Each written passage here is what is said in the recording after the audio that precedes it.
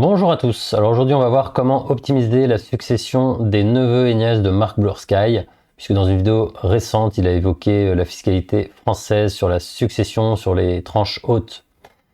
Alors on va noter les possibilités, les options, certaines rigolotes, certaines inefficaces, on va voir des solutions simples.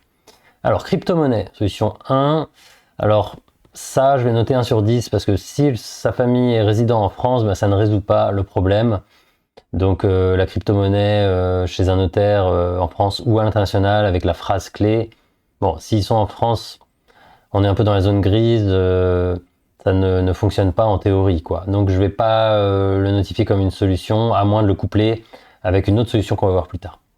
Ensuite GFI, donc ça c'est une solution très intéressante, mais peut-être quand il sera plus âgé, puisqu'on a un abattement de 75%. Donc c'est un peu comme les SCPI, sauf que c'est des forêts. On a des sociétés qui investissent sur plein de forêts dans toute l'Europe. Et il y a un rendement de revalorisation annuel, certaines années 0%, certaines années 1-2%. Donc c'est beaucoup plus faible que le marché action, mais c'est décorrélé. Et vous avez un abattement de 75% sur les droits de succession. Je pense que ça marche sur les neveux et nièces. Et puis c'est décorrélé, donc je trouve ça intéressant quand on est plus âgé. Ensuite, assurance vie luxembourgeoise. Donc les forêts, j'ai noté 7 sur 10, mais à ne pas faire trop jeune parce que le rendement est pas très élevé. Assurance vie luxembourgeoise, on a 152 000 euros en gros, à condition que ce soit versé avant les 70 ans par personne. C'est pas que pour les neveux et nièces, ça peut être pour des amis de marque, voilà. Donc, alors on a en plus AG2R par exemple, qui a sorti avec meilleur taux placement le courtier à partir de 100 000 euros cette assurance vie luxembourgeoise, ce qui permet de bénéficier de la protection du triangle luxembourgeois. Je trouve que c'est plus sécurisé que les assurances vie françaises pour les gros patrimoines. Alors en revanche, le défaut c'est que vous avez des frais d'enveloppe, comme sur toutes les assurances vie, et sur celle-ci on est à 0,70 je crois, ou 0,75% par an. Mais il y a des ETF, vous avez des ETF sur le SP500, etc. Voilà. Bon, il est possible sur un gros montant de négocier une assurance vie luxembourgeoise avec des frais d'enveloppe annuels à 0,40% sur des gros montants. Voilà. Et il y a toujours des ETF disponibles, du private equity, voilà.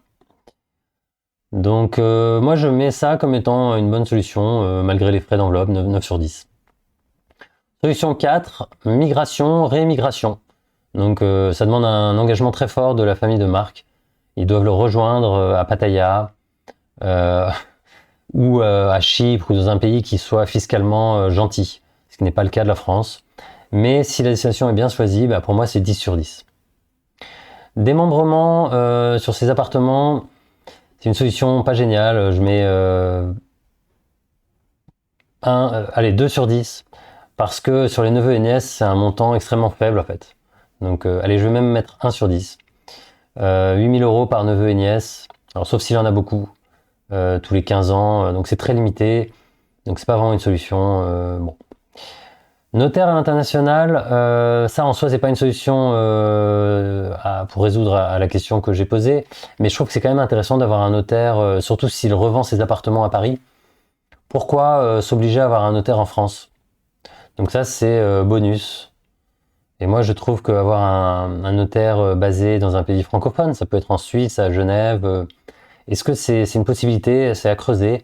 On n'est pas forcément obligé d'avoir un notaire en France quand on est un être international comme le Blursky. Option 7, prise de pouvoir avec Elon Musk. Donc là on est sur une solution complexe. Fondation philanthropique, création. Voilà, si ça marche pas, il peut toujours après reverser son argent à un orphelinat à Bali ou en Thaïlande. Enfin voilà, il y a plein de solutions. Mais ça peut aussi marcher pour faire pression en France. Voilà. Sinon, créer une family office aussi.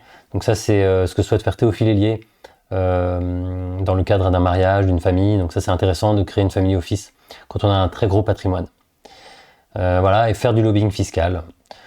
Donc, alors, si ça marche, ça peut être 20 sur 10 pour la France. Si ça marche pas, il aura dépensé beaucoup d'énergie pour pas grand-chose. Mais ça peut être utilisé aussi à l'échelle locale en Asie du Sud-Est. Donc voilà. Écoutez, j'espère que je vous ai appris des choses peut-être. J'attends donc des remarques, des critiques évidemment sur mes propositions.